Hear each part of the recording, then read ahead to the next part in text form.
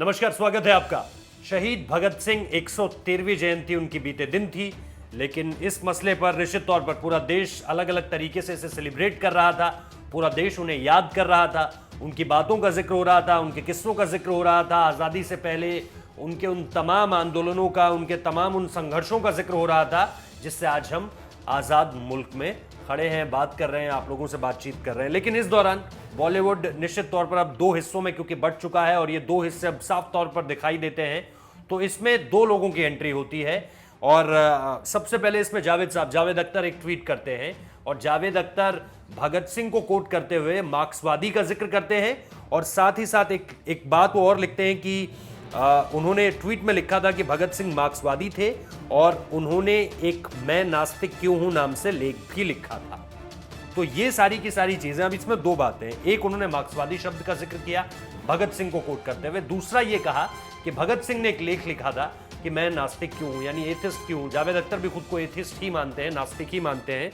इस वजह से उन्होंने इससे शायद अपने लिए कुछ जोड़ने की कोशिश की होगी। लेकिन इस पर तुरंत कंगना रनौत ने प्रतिक्रिया दी। कंगना रनौत ने क्या कुछ कहा ये भी आपको बताएंगे, लेकिन उससे पहले ये जान लीजिए कि जावेद अख्तर ने किस तरह से इन चीज़ों को लिखा और उसके बाद किस तरह से उनको समर्थन मिलना शुरू हुआ। क्योंकि जावेद अख्तर को इस बात पर उनका जो समर्थन किया वो स्वरा भास्कर ने भी किया और इसके अलावा कुछ और डायरेक्टर्स हैं फिल्म इंडस्ट्री के जो जावेद अख्तर के समर्थन में आ गए। और ये अब निश्चित तौर पर दिखता है जब आप दोनों चीज़ों को देखते हैं कि दो अलग अलग विचारधाराएं किस तरह से बॉलीवुड में फ्लोट कर रही हैं इस वक्त पे।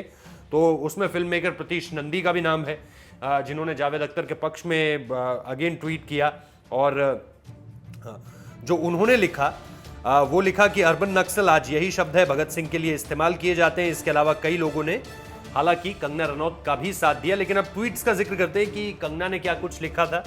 कंगना ने लिखा ट्वीट कर कि I also wonder if Bhagat Singh was alive would be rebel against the government chosen by his own people by a democratic process or will be support them। उसके बाद भी उन्होंने और बातें लिखी हैं। Had he seen भारत माता cut in prices based on religions would be still choose to be an atheist or will be wear his बसंती चोला। तो अब मैं आपको इसका जो सार है वो समझा देता हूं कि आखिर कंगना रनौत कहना क्या चाहती थी। दरअसल कंगना रनौत ने इस पूरे के पूरे मसले पर अपनी बात को बहुत ही ब्लंट अंदाज में सामने रखा है और उन्होंने यही कहा कि मुझे यह भी आश्चर्य है कि अगर भगत सिंह जिंदा होते तो क्या वो एक लोकतांत्रिक प्रतिक्रिया से अपने ही लोगों की चुनी हुई सरकार के खिलाफ बगावत करने देते या उनका समर्थन करते। यानी उन्होंने सीधा सीधा जावेद अख्तर को जवाब दिया, क्योंकि उन लोगों की तरफ से ये बयान लगातार सरकार के खिलाफ आते रहते हैं, चीजें लगातार खिलाफ में आती रहती हैं। इसके अलावा उन्होंने एक बात और लिखी। कंगना ने यह लिखा कि क्या उन्होंने भारत माता को धर्म के आधार पर टुकड़ों में बंटते देखा था?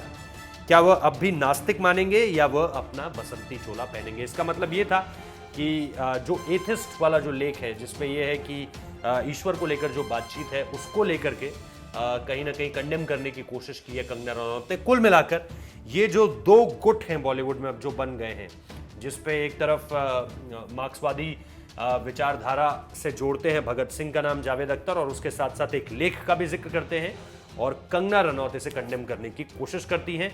वो अपने ट्वीट में ये लिखती हैं कि ये जो आजकल भारत के लोकतंत्र में हो रहा है कि सरकार के खिलाफ किसी भी हद तक जाकर प्रदर्शन करना है, विरोध करना है, हर चीज़ किसी के भी नाम पर विरोध करना है, वो चीज़ क्या भगत सिंह भी दोहराते? क्या वो एथिस्ट होने का दावा करते या फिर अपना बसंती चोला ओढ़ते? तो कुल मिलाकर ये दो अलग अलग विचारधाराएं हैं और ये विचारधाराएं बॉलीवुड की है। फिलहाल इस वीडियो को देखने के लिए बहुत बहुत शुक्रिया।